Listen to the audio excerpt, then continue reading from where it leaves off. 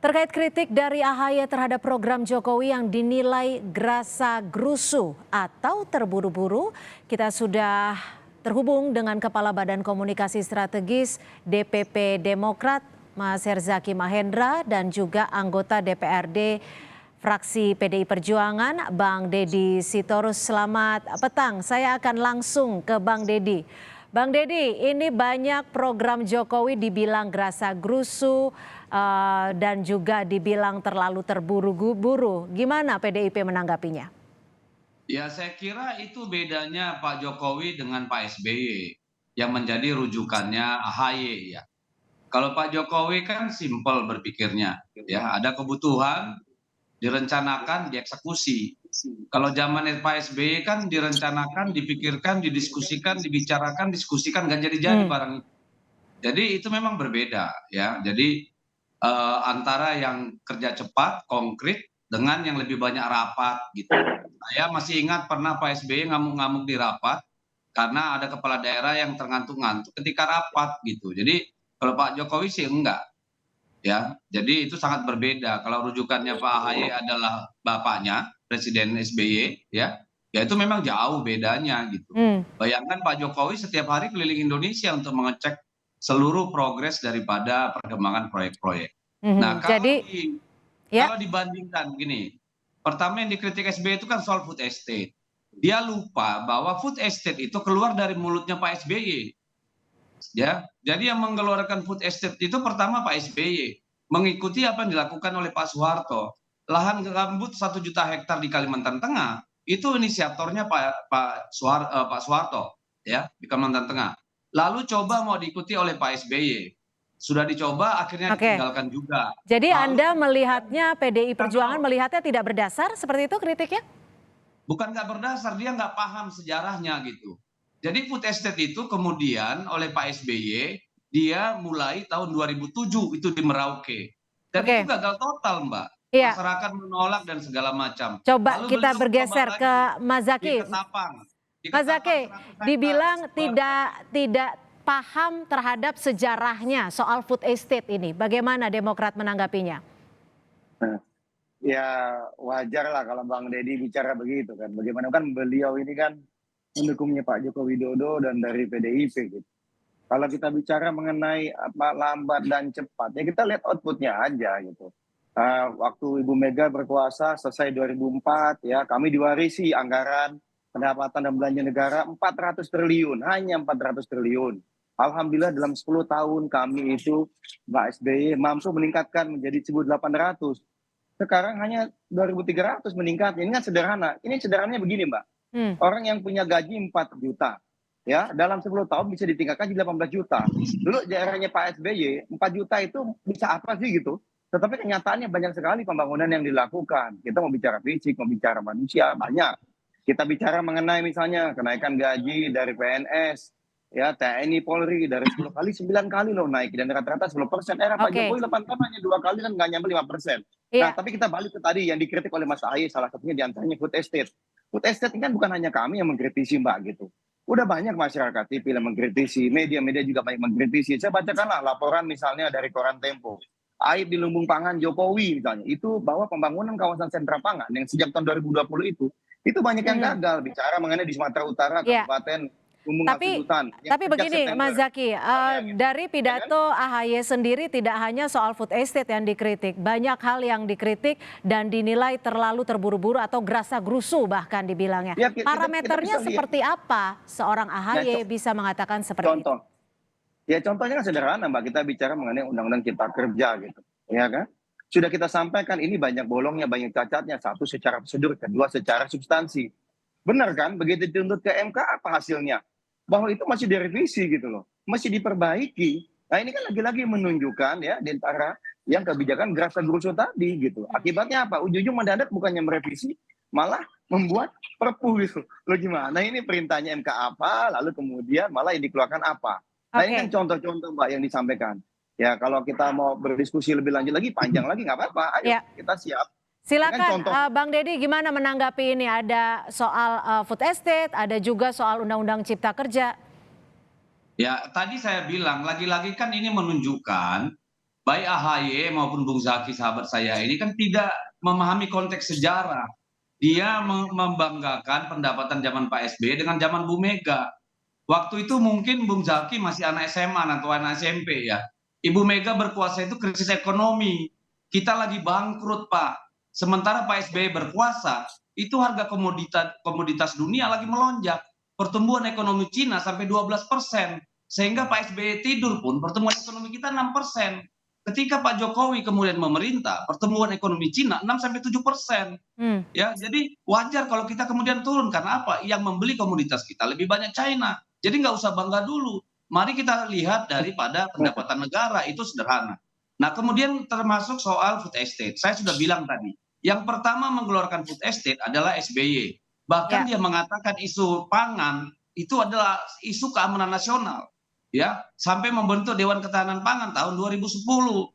Dia kemudian melakukan beberapa proyek yang paling besar itu di Merauke, food estate skala Oke. luas. Yang pertama itu SBY dan itu gagal total di Merauke. Nah, Demikian juga gimana di tuh, Ketapang. Mas Demikian Zaki? juga di Ketapang dan Bulungan. Gimana Mas Zaki menanggapinya, Ini Mas Zaki? Silakan. makanya ya sederhana aja kalau kita bicara mengenai food estate.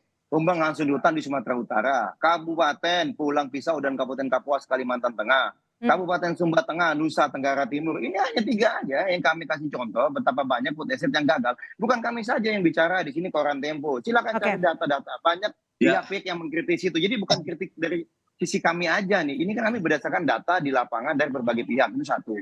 Jadi bukan data buat-buatan kami. Nah, yang kedua kalau kita bicara mengenai tadi masalah ekonomi gitu.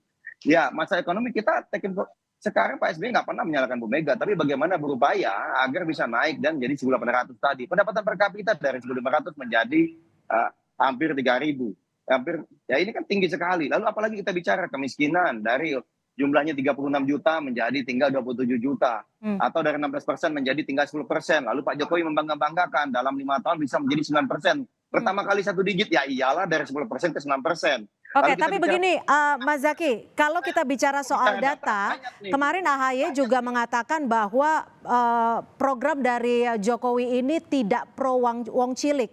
Tapi kalau kita melihat program-programnya dari Jokowi saat ini, ada pemerataan pembangunan, fokus pada stunting. Bukankah itu sudah menjadi bagian dari pro wong cilik? Mbak, saya bingung nih kalau bicara mengenai fokus pada stunting. Mbak baca nggak sih laporan terbaru mengenai stunting ini?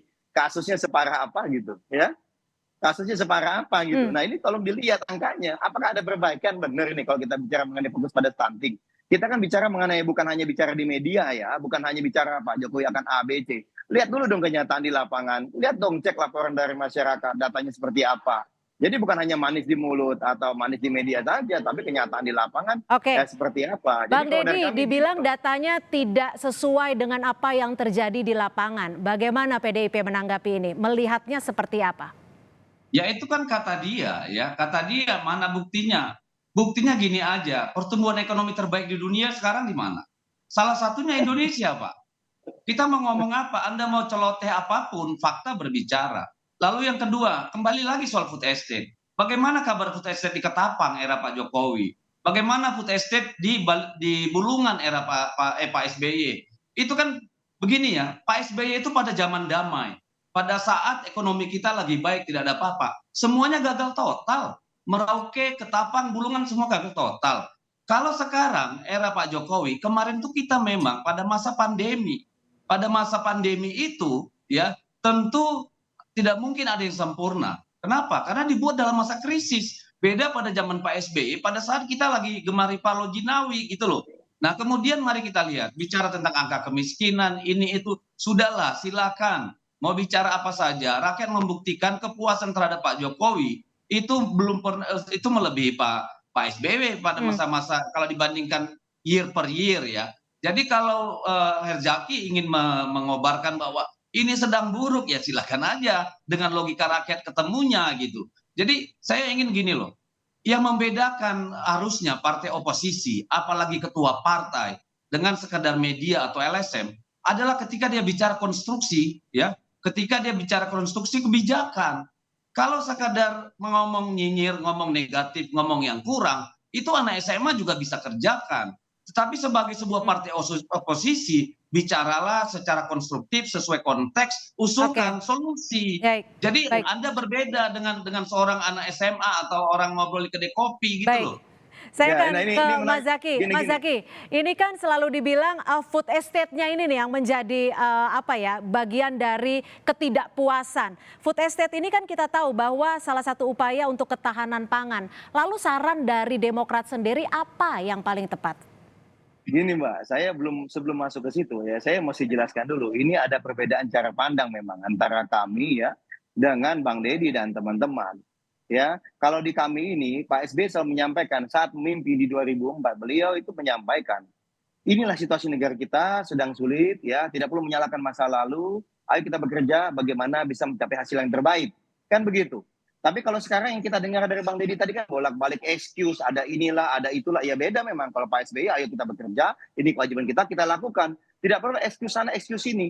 Kalau saya mau cerita Mbak, apa tantangan daerah itu, saya nggak mau bicara lah. Baru jadi aja tahu-tahu ada misalnya masalah tsunami Aceh. Habis itu macam-macam masalah teroris. Tapi saya nggak mau di situ. Karena Pak SBY mengajarkan kami, jangan cari excuse atau pembenaran. Bekerja saja. Mana yang terbaik buat rakyat. Silakan kalau yang suka cari excuse, cari pembenaran atau defensif, ya silakan. Yang penting kita biarkan masyarakat yang menilai, itu satu. Yang kedua, bicara mengenai survei, hati-hati Bang Deddy, coba dicek lagi, ini survei yang tahun berapa ini. Silakan, survei Pak SBY waktu itu kepuasan seperti berapa, sekarang berapa, nggak jauh beda Bang Deddy. Malah Pak SBY sempat yang tertinggi kok gitu. Nah, tapi kita kan tidak bertanding itu di sini gitu. Kalau kita bicara mengenai kepuasan, masyarakat akan melihatnya nanti pada 2024. Bang Deddy dan saya, kita sama-sama komit. Ayo pemilu 2024 tetap dilaksanakan di Februari.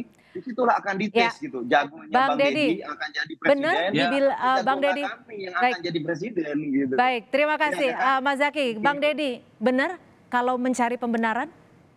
Loh, ketika orang memberikan Anda kritik, lalu apakah Anda tidak bisa mencari pembenaran? Apakah saya harus diam? Saya tidak mengatakan program food estate itu benar atau sempurna, tidak. Ya, tadi kan saya sudah bilang kita berada pada saat krisis. Tetapi ketika AHY ngomong di sini gagal, di Sumatera Utara gagal, di sini gagal, saya menunjukkan hal yang sama. Ya, ada gagal di Ketapang, gagal di Bulungan, gagal di Merauke. Justru pada saat pemerintahan SBY itu kita lagi tenang-tenang, pendapatan negara lagi bagus, ekonomi lagi bagus gitu loh. Nah, kalau mau bicara soal survei kepuasan ya silakan tunjukkan datanya kepada saya, jangan hanya kita cuap-cuap di sini. Karena saya begini loh, yang saya ingin katakan, tolonglah, kalau sebagai pemimpin partai politik, saya ngerti nih, AHY kan cuma seorang mayor lepasan, belum pernah jadi caleg, anggota legislatif, belum pernah jadi eksekutif, sehingga dia ngomong gak ada bedanya dengan di media, dengan anak SMA gitu. Nah jadi saya mau ini bicarakan begini, kalau menjadi partai oposisi, kita ini oposisi ya, kalau pemikiran saya, kita harus berbeda. Ketika kita partai oposisi, kita harus punya konstruksi berpikir, bukan hanya melontarkan yang kurang, yang begini, yang jelek, tidak, supaya rakyat bisa membandingkan. Gimana Mas Zaky menanggapinya? Nah, ini ya kami satu, jadi begini Mbak, kami bekerja tidak perlu cari pembenaran. Yang kedua, kalau kami berbicara berdasarkan data dan kami mendengarkan dulu, ini ketahuan Bang Deddy. Bang Deddy emang nonton pidatonya Mas AHY? Nonton nggak? Saya mau nanya itu. Ayo sumpah di depan publik, nonton nggak? Nggak nonton, hanya dengar kata orang doang. Saya nonton dari YouTube. Tapi Sebelum Anda itu saya tonton di YouTube, jadi jangan bilang saya nggak nonton. Ini, tapi Anda malah tidak bisa menangkap bahwa di situ ada usulan-usulan seperti apa perubahan yang akan kami lakukan. Jadi Anda malah bilang bicara konstruksi berpikir sama kayak orang kopi atau apa. Nah inilah yang saya khawatir. Kok kualitas anggota DPR RI kita ada seperti ini gitu loh. Bisa menonton, harusnya bisa berpikir dong, lihat itu ada kok usulan-usulan, ada konstruksi berpikir. Nah saya agak bingung kok Bang Deddy tidak bisa menangkap. Ini yang saya khawatirkan. Mari kita lihat apa yang kemudian didengar dan dibaca rakyat. Jangan bicara yang ada di ruang yang rakyat tidak terbuka. Apa yang ada di ruang publik. Oke, kita kasih kesempatan ke Mas Zaky. Silakan, apa sih poin-poinnya yang diusulkan ataupun disampaikan oleh Pak AHY kemarin? Ya kemarin misalnya bicara mengenai bagaimana manusia itu seharusnya menjadi sumber Mbak gitu ya. Kita jangan hanya bicara mengenai pembangunan infrastruktur atau gede-gedean tentang pangan dulu aja Mbak, biar jelas tentang pangan gimana dulu. Ya, pembangunan satu-satu yang Anda Oke, ditahan dulu Bang Deddy sebentar, kita beri kesempatan kepada Mas Zaky. Nah inilah lagi-lagi yang membedakan didikannya Pak SBY itu ya, bahwa kita menghormati tahu adab. Bukan, saya ingin mengatakan kalau Anda mau kita mendengar. Ya udah oke, diam dulu deh. Gini, saya Jadi mau bilang gini Mbak. Tadi kan dibilang dia punya usulan. Mari kita bahas satu-satu. Oke, Kritiknya tentang food usulannya estate, setidaknya pertambangan. tolong Usulan disampaikan secara AHY singkat, apa? Mas Zaky, 2 poin usulan yang paling Nah, utama yang disampaikan oleh Pak AHY kemarin. kalau kemarin yang disampaikan oleh Pak Hai kan jelas kita bicaranya. Tadi, kalau bicara mengenai food estate ini kan lebih kepada kerangka. Bagaimana kebijakan itu jangan mercusuar, kesannya heboh, rame, lalu kemudian apa hasilnya kepada rakyat. Kita harus cermati betul apa manfaat pada rakyat. Jadi jangan rame di publik aja, tetapi di lapangan tidak ada hasil apa-apa. Ya usulan terkait food estate benar-benar dikaji, disiapkan dulu, Oke, direncanakan. Bukan pokoknya heboh, launching, kemudian ada, lalu berantakan di lapangan. Nggak gitu. Nah inilah baik. yang perbedaannya. Terus kita Baik, bicara kita Mbak, tangkap masalah tadi, tentunya ya. kritik terhadap pemerintah itu sebenarnya terbuka karena intinya adalah bagaimana membuat bangsa ini menjadi lebih baik. Lebih baik. Lebih Betul. baik. Bang Deddy terakhir, ini kan Pak Hasto tidak mau menanggapi. Kenapa?